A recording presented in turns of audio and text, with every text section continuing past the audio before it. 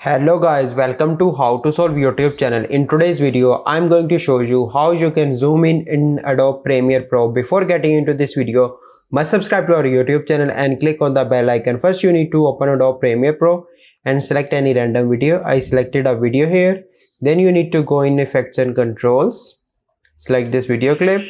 And then you need to, in motion, you need to select position and scale.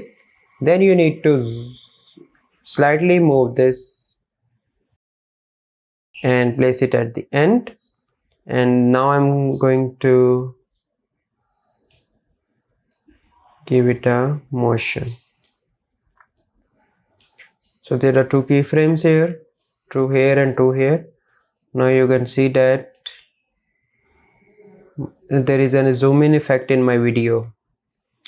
And if I want to zoom in fast, I need to select both these keyframes, move them, and now you can see that there is a fast motion. Okay, so you can see that by following these steps you can easily add zoom in effect in any video clip in Adobe Premiere Pro. I hope you find this video helpful. If you find this video helpful, must like this video, subscribe to our YouTube channel for future videos. We'll see you in the next video. Thank you.